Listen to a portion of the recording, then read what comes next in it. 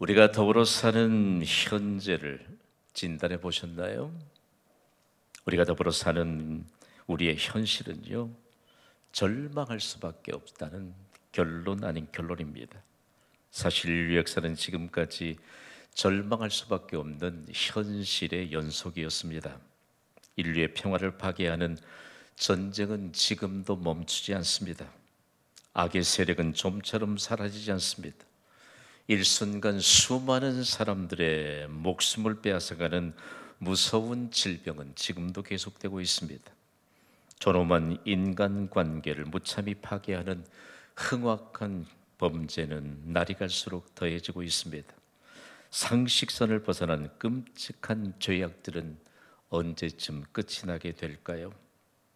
하루를 시작하면서 가장 먼저 듣게 되는 소식은 절망 그 자체라고 해도 과언이 아닐 것 같습니다. 현대인들은 말하기를 더 이상 우리가 사는 세상에는 소망이 없는 것 같다고 이구동성으로 외칩니다. 그러나 천지 만물과 사람을 만드신 창조주 하나님은 절망할 수밖에 없는 현실을 희망으로 바꾸시는 손길을 멈추지 않습니다. 오늘 우리에게도 절망을 희망으로 바꾸시는 하나님의 손길이 임하였다는 사실 여러분 확신하고 이 예배가 하나님께서 드리는 예배가 되기를 주님의 이름으로 선포합니다. 그래서 교회가 드리는 예배엔 절망할 수밖에 없는 현실에 대한 유일한 해답이 됩니다. 오늘 우리의 눈앞에 펼쳐지는 절망할 수밖에 없는 현실은 무엇일까요? 그런데 여러분, 구원받은 그리스도인이 착각해서는 안 됩니다.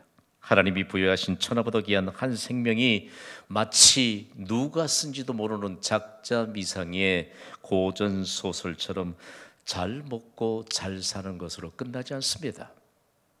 산부 예배자 여러분, 우리가 추구하는 것이 잘 먹고 잘 사는 것일까요? 고전 소설은요, 그렇게 잘 먹고 잘 살았더라 라고 끝맺는데 우리의 인생도 그렇게 끝맺음을 할 수 있다는 오해 속에 살아가고 있지 않습니까? 만일 누구든지 구원받지 못한 채 인생을 살아간다면 멸망의 길을 걸어가면서 절망의 현실을 그대로 안고 있는 것입니다. 그러나 천하보다 귀한 한 생명이 예수 그리스도를 구주로 영접하는 순간 절망이 희망으로 바뀌는 인생으로 전환됩니다. 우리의 인생이 절망에서 희망으로 전환되었다라고 하는 것에 대한 여러분 확신을 가져야 합니다. 그러므로 구원받은 그리스도인들은 가장 먼저 천하보다 귀한 한 영혼을 구원하는 일에 우선순위를 두어야 합니다. 비로소 가장 잘 사는 인생을 살기 때문입니다. 산부 예배자 여러분을 도전합니다. 여러분은 잘 살고 있습니까?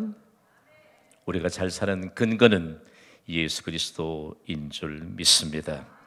인류 역사상 한때 가장 잘 산다고 자부했던 사람들이 있습니다.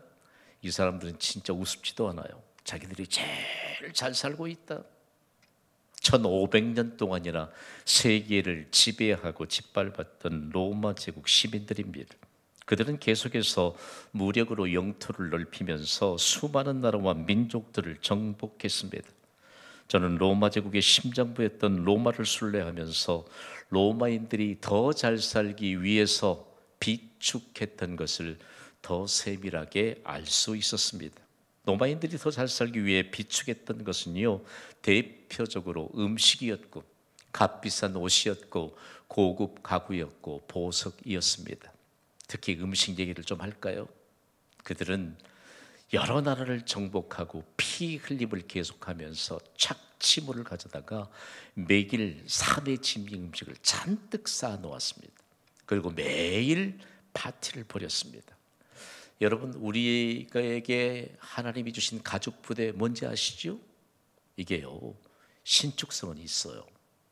그러나 한계가 있습니다.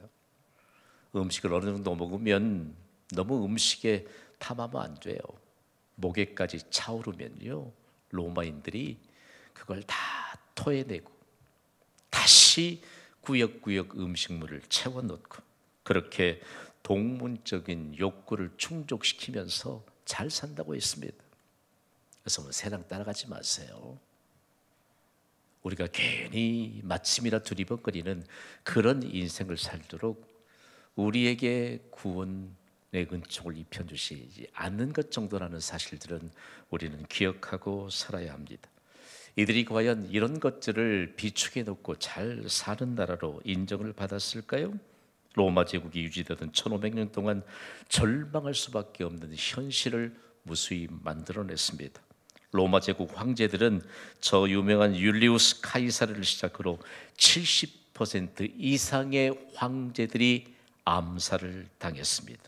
그리고 처형당하게 되는 이런 상황의 역사를 계속해서 펼쳐갔습니다. 로마는 거짓 평화를 앞세워가면서 피비린내 나는 이 진동하는 곳에 평화를 내세우며 깃발을 계속해서 꽂았습니다. 로마가 지배하는 곳에는 이전에 볼 수 없었던 화려한 시설들이 들어섰습니다. 그러나 수많은 사람들을 비참한 노예 신분으로 전락시키고 말았습니다. 로마 제국이 지배하는 곳에는 풍부와 더러움이 공존했노라고 역사는 냉정하게 판단하고 있습니다. 여러분을 도전합니다. 하나님의 은혜로 많은 것을 맡으시기를 주님의 이름으로 축복합니다. 그러나 풍부함에 더러움이 섞이지 않게 되기를 원합니다. 쌓아두면 더러워집니다. 여러분, 쌓아두는 것이 잘 사는 것이 아닙니다. 쌓아두는 것은 가치가 없습니다. 하나님이 주신 것을 의미 있게 선용할 때 그 가치는 비로소 드러나는 줄 믿으시면 아멘 하시기 바랍니다. 하나님이 얼마만큼 우리를 귀한 존재로 살아가게 하느냐, 그러면서 우리가 자랑하는 것이 무엇인가 라고 하는 것을 우리가 면밀히 검토해 보게 합니다. 무엇보다 로마 제국은요, 잘 산다고 하면서 잘 살게 하시는 하나님 앞에 해서는 안 될 일을 저질렀습니다. 예수 그리스도의 피값으로 세워진 교회와 그리고 신실한 믿음으로 사는 그리스도인들을 무참하게 무력으로 잔인하게 짓밟으며 핍박했습니다. 그러나 절망을 희망으로 바꾸는 그리스도인 한 사람 한 사람이 전하는 복음 앞에 결국 무릎을 꿇었습니다.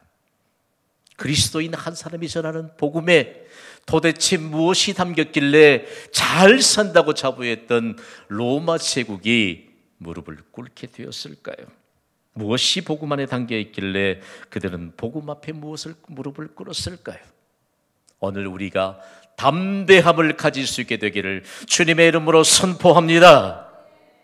로마 제국마저도 무릎을 꿇게 했던 복음이신 예수 그리스도가 내 안에 계시는데 사람이라 두려워하고 체면 유지나 하려는 생각들, 그리고 하나님이 뭔가 은혜를 베풀어 주시면 그거 풍부함과 더러움이 함께 공존하게 하는 이런 상황을 펼쳐가는 현대의 그리스도인을 향해 복음 앞에 무릎을 꿇었던 로마 제국과 로마 시민들이 얼마나 무가치한 인생을 살았는가를 우리에게 보여주고 있다는 말씀입니다.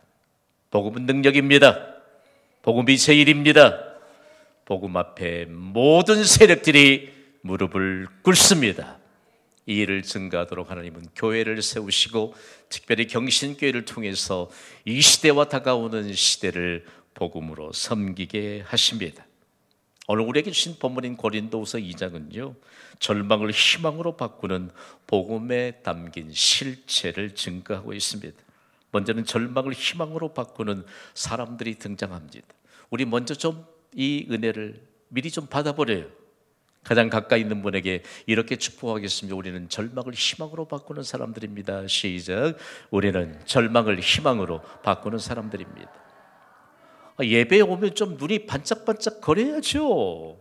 할렐루야. 예배에 오면 좀 봄이 좀 나야죠. 봄이. 어디 하찮은 해 아래 무슨 새 것이 있겠어요. 단풍 구경 한번 가려고 해도 그렇게 뛰고 설레는 마음으로 달려간다고 합디다.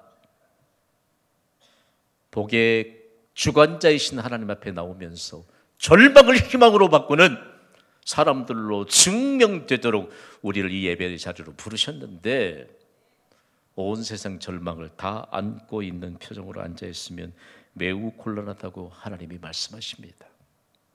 고린도 교회는요, 어디에서든지 그리스도 안에서 이기게 하시는 하나님의 은혜를 매일 삶 속에서 경험한 교회입니다.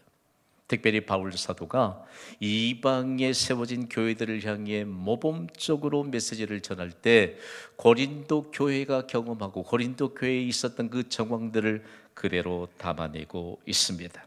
왜 바울은 고린도 교회 성도들로 인하여 하나님께 감사하는 이유를 말하고 있는 것일까요? 오늘 본문인 고린도후서 2장 14절을 스크린을 통해서 함께 읽습니다. 시작. 우리로 말미암아 각처에서 그리스도를 아는 냄새를 나타내시는 하나님께 감사하노라. 아멘. 성경은 원래 우리말로 쓰여지지 않았습니다. 신약 성경은 헬라어로 기록이 되어 있기 때문에 이런 정황들을 함께 나누는 것이 중요합니다. 고린도 교회 성도들은 그들의 삶 속에서 나타내는 그리스도를 아는 냄새, 그 냄새가 도대체 무엇일까라고 하는 것인데요, 이 냄새는 모든 향기의 근거가 되는 것을 말합니다. 이것이 바로 오스메라고 하는 헬라 단어로 기록했는데 이것이 향긋한 냄새를 의미합니다. 이 단어를 연구하면서 매우 큰 충격을 받았습니다. 이 냄새를 의미하는 오스메는 경험을 토대로 발산할 수 있는, 발할 수 있는 향기라는 의미이기 때문입니다. 그리스도를 아는 냄새는요, 바로 이런 내용입니다.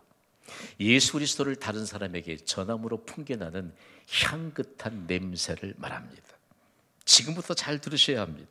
고린도 교회 성도들은 자신들의 삶을 통하여 다른 사람에게 그리스도를 아는 지식을 전해 주었습니다. 이것이 전달받은 사람들에게 향긋한 냄새가 되었습니다. 참으로 놀라운 사실은 고린도 교회 성도들이 복음이신 예수 그리스도를 전하기 위해서는 당시의 사회적인 문제가 되었던 행실들을 끊어야 했습니다. 어떤 행실들이 있었을까요? 고린도에 가면요, 여러분들이 기독교 유적지를 한 번씩 순례해야 될 이유가 있습니다. 그대로 교회의 역사를 간직하고 있는데 고린도에는 우상의 속을 성적으로 문란한 도시가 되게 했던 근거지가 있는데 다름 아닌 시지프스 산입니다. 고린도에 가면 이 산밖에 안 보여요. 산들이 없습니다. 여기에 얼마나 많은 신들을 숭배하는 신전들이 있는지 모릅니다. 대표적인 신전이 남성들과 여성들이 밤새도록 흠뻑 취해서 그야말로 음란을 추구했던 아프로디테 신전을 비롯해서 수많은 신전들이 있습니다. 생각해 보세요. 해만 지면 이 시지프스 산에 올라가서 흠뻑 취하고 밤새도록 음란을 일삼았습니다. 결국 고린도는요, 일순간에 성적으로 문란한 도시가 되고 말았습니다. 그래서 고린도라고 하는 도시가 성적으로 문란한 도시다라고 하면서 만들어진 신조가 있는데 고린디아조마이입니다. 창기 노릇을 하다. 고린도에 사는 도시인들이 한결같이 창기 노릇을 한다라고 하는 의미로 고린디아조마이, 우리가 고대 소설을 읽거나 역사적인 기록물을 읽을 때 고린디아조마이라고 하는 단어가 등장합니다. 불명예스럽지요. 고린도가 돈이 많고 잘 사는 것 같은데 아니라는 말씀입니다. 만약에 고린도 출신들이 어디 타지에 가서 당신 어디서부터 왔습니까? 말하면 고린도에서 왔다는 말을 할 수가 없었습니다. 다른 도시에서도 성적으로 문란한 사람들을 향해서 별명을 붙여줬는데 그것이 바로 고린디아조마이, 당신은 창기노릇을 음란한 사람이라고 그렇게 낙인을 찍어버린 것이죠. 여러분은 어디에서 오셨습니까? 우리는 자랑스럽게 광주광역 시민이라고 말할 수 있습니다. 그런데 그렇게 말 못해요. 이렇게 문란했던 도시, 명예가 추락했던 도시에 교회가 세워졌는데 불식간에 예수 그리스도의 복음을 전함을 받고 교회로 발걸음을 옮겼던 사람들은 도시 전체에 불명예스러운 이와 같은 별명들을 걷어내기 시작했습니다. 중요한 것은요, 시지프스산에 올라갔던 사람들 한 사람 한 사람이 십자가가 세워진 고린도 교회를 향해 발걸음을 옮기기 시작했습니다. 순식간에 점점 더 많은 사람들이 교회를 향해 발걸음을 옮겼습니다. 이것이 도시 전체를 바꾸어 놓았습니다. 밤새도록 마신 술로 인하여 고린도 도시는 악취로 가득한 도시로 하루를 시작했던 그 도시였고, 음란으로 인하여 이구석에서 아우성치고 이구석에서 그야말로 악취를 풍기던 그 모습이 이제는 그리스도를 아는 냄새를 풍기기 시작하는 변화의 물결이 충만하게 되었습니다. 한 인생의 변화가 도시 전체의 변화를 가져오는 이 역사적으로 부인할 수 없었던 그 상황 속에서 바울은 그리스도를 아는 냄새를 전하는 한 사람 한 사람이 바로 다름 아닌 가장 향긋한 향기를 전하는 사람들로 그렇게 소개하고 있는 것입니다. 여러분을 도전합니다. 우리로 인하여 향긋한 냄새를 전달함으로, 우리로 인하여 그리스도를 아는 지식이 광주 땅에, 광주를 넘어 온 땅에 전파될 수 있게 되기를 주님의 이름으로 축복합니다. 우리는 절망을 희망으로 바꾸는 하나님의 영향력으로 쓰임받도록 예수 그리스도의 십자가의 희생으로 우리가 구원받게 됐다는 사실들을 여러분 잊지 않게 되기를 원합니다. 그러면 절망을 희망으로 바꾸는 실체는 도대체 무엇일까요? 오늘 본문 고린도서 2장 15절은 더욱 세밀하게 증거합니다. 우리 함께 읽습니다. 시작. 우리는 구원받는 자들에게나 망하는 자들에게나 하나님 앞에서 그리스도의 향기니. 아멘. 우리가 관심을 가져야 될 것은 향기입니다. 여기에 말하는 향기가 먼저 소개했습니다만 오스메라고 하는 향기가 바탕이 돼서 여기에 헬라어로 유라고 하는 이 접두가 앞에 붙이면 기분을 좋게 하는 유일한 향기라는 의미가 됩니다. 바로 유오디아입니다. 이 유오디아는 모든 향기를 능가하는 더 좋은 향기를 말합니다. 그러니까 예수 그리스도를 전함으로 전달하게 되는 이 향긋한 냄새는 예수 그리스도가 아니면 세상을 향해 그리스도를 아는 냄새를 전할 수가 없다는 아주 단정적인 결론을 주고 있습니다. 사람들은 어떤 향기를 좋아할까요? 제가 좋아하는 향기를 여러분이 다 좋아할 리는 없습니다. 여러분이 좋아하는 향기를 제가 다 좋아할 리는 없습니다. 그러나 공통적으로 인류가 호불호 없이 가장 좋아하는 향기가 있는데 밥이 뜸들 때 풍겨내는 곡물의 향기입니다. 곡물의 향기, 밥이 뜸 들어가는데 코를 쥐어잡고 피하는 사람 한 사람도 없습니다. 오히려 킁킁거리면서 더 맡고 싶어하는 곡물의 향기가 으뜸이 되는 향기입니다. 그러나 이런 곡물의 향기를 차원을 뛰어넘어 최상의 향기, 유일한 향기, 더 좋은 향기는 그리스도의 향기입니다. 잊어서는 안 됩니다. 우리가 그리스도의 향기예요. 그러면 그리스도의 향기는 내가 예수님을 구주로 영접해서 그리스도인 된 것으로 충분하게 향기를 발할 수 있느냐? 아닙니다. 오해하지 마십시오. 우리가 인생을 사는 동안 그리스도의 향기를 풍겨내야 하는데 우리는 과연 그리스도인으로서의 기능을 다하고 있는가? 이런 믿음의 모델을 고린도 교회의 성도 한 사람 한 사람을 통해서 증거하고 있는 것입니다. 그리스도의 향기는 헌신으로 풍겨 나옵니다. 여러분, 우리를 구원하신 예수 그리스도께 헌신하시기를 바랍니다. 무엇보다 중요한 것은 모든 향기를 능가하는 더 좋은 향기인 유오디아의 출처가 있습니다. 저는 성경을 주로 연구하는 목사가 아니겠습니까? 그런데 유오디아는 다름 아닌 하나님께 드리는 희생 제물을 불에 태울 때 풍겨나오는 향기로운 냄새를 가리키는 용어입니다. 유오디아의 근거 출처는요, 다름 아닌 구약성경 출애굽기 29장 18절에 기록하고 있습니다. 우리 함께 읽습니다. 시작. 그 수량 전부를 제단 위에 불사르라.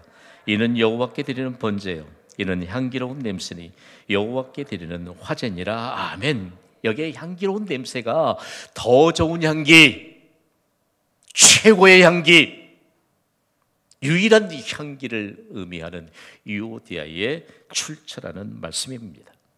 우리가 구약 성경을 통해서 하나님께 헌신하잖아요. 온전하게 헌신하기 위해 제단 위에 제물을 올려놓고 그것을 불에 다 태워서 연기, 곧 향기만 드리는 것이 번제입니다. 번제물은 하나님 앞에 온전한 헌신의 제물이 되는 것입니다.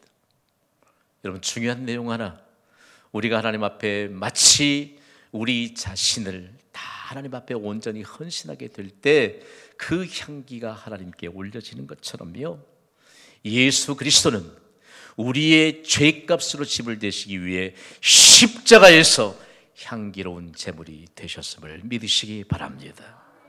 그래서 우리가 예수 그리스도를 믿는 순간 우리를 향해 그리스도의 향기라고 말씀합니다. 우리가 과연 예수 그리스도께 향기로운 헌신을 하고 있을까요? 여러분, 모양만, 헌신에 관한 모양만 갖추고 있다면 오늘 우리에게 축복의 문을 열어주시는 주의 능력이 우리에게 임하게 되기를 간절히 소망합니다. 번제물을 태워서 향기만 하나님께 드리는 것. 더 이상 초보적인 질문하지 맙시다. 악취를 풍기는 술, 담배에 대한 질문 그만하세요. 우리가 하나님께 드릴 것은 그리스도의 향기입니다. 우리가 풍겨낼 것은 그리스도의 향기입니다. 술에 취한 도시, 음란에 흠뻑 젖어 있던 도시가 풍겨내는 것은 악취였습니다.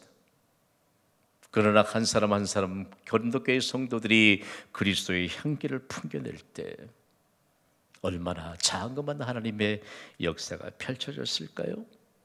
경신교회로 인하여 광주광역시는 달라도 너무 달라진 변화의 모습을 증거해야 되지 않겠습니까? 오늘 우리에게 있어서 그렇다면 그리스도의 향기는 언제 풍겨낼 수 있을까? 여러분, 그리스도의 향기는 기도로 풍겨 나옵니다. 하나님은 우리의 삶 속에서 그리스도의 향기를 풍겨야 할 것을 말씀합니다.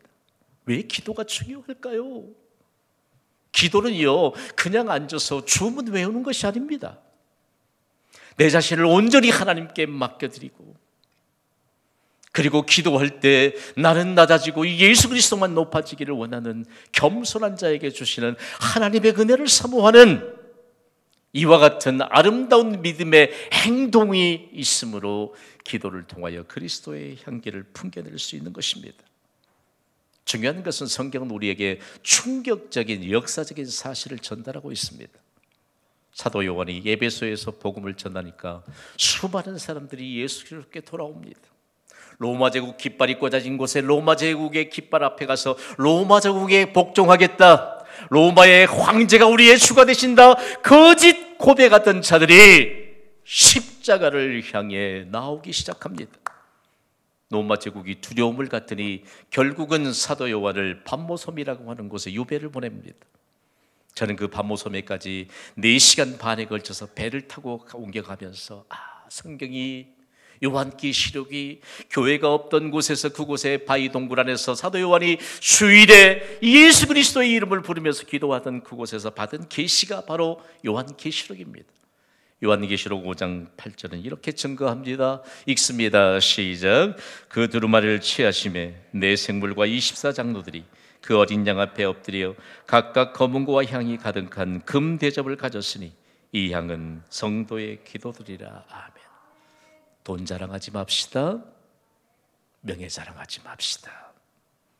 아무리 돈이 많은들 금 대접에 깍두기 담아서 드신 분 안 계실 거예요. 아무리 돈이 많아도 금으로 만든 금고 안에 겨우 지폐 몇 장, 보석 몇 점 보관한 사람 없을 겁니다. 여러분, 우리가 구원받은 하나님의 자녀라면 하나님이 귀중하게 금 대접에 담으시는 기도의 향기를 하나님께 올려드려야 될 것을 믿으시면 아멘 하시기 바랍니다. 하나님이 가장 귀하게 보관하시는 기도의 향기, 기도의 향기. 내가 온전히 낮아지고 하나님 앞에 겸손한 자가 되어 비로소 풍겨낼 수 있는 기도의 향기. 하나님이 우리의 기도를 향기로 받으시잖아요. 금 대접에 보관하시잖아요. 여러분 집에 귀중품이 있어서 그 잠시 기도의 자리로 집을 못 비우신다는 괜한 걱정을 하실까 봐 오늘 김 목사를 통해서 하나님이 말씀하세요. 지난 경신교회 역사 가운데요, 우리 교회가 있는 지역 주민들은 기도의 향기를 새벽부터 하나님이 금대접에 보관하시기 때문에 우리의 기도의 향기를 금대접에 담겨지도록 새벽을 깨우며 기도하는 성도들이 교회 앞에 도착해서 차량 문을 열고 닫는 소리에 지역 주민들은 새벽에 그렇게 잠을 깼답니다. 우리에게 하나님이 귀중하게 받으시는 기도의 향기, 우리의 기도의 향기가 지금 금대접에 담기고 있을까요? 성경은요 모두 경험적인 요소입니다. 김 목사가 아무리 강조해도 여러분이 경험하지 않으면 아무런 효력이 없습니다. 아무런 효력이 없습니다. 내가 얼마만큼 귀중한 하나님의 역사가 있을까? 여러분, 고기를 가장 맛있게 드실 수 있는 방법이 뭐지요? 소고기라고 칩시다. 그 생채로 놔두면요, 그거 시간 가면 변해요. 불리 위에 얹어놓으면 최상의 구이 숯불에 올려놓으면 맛있는 숯불구이가 되잖아요.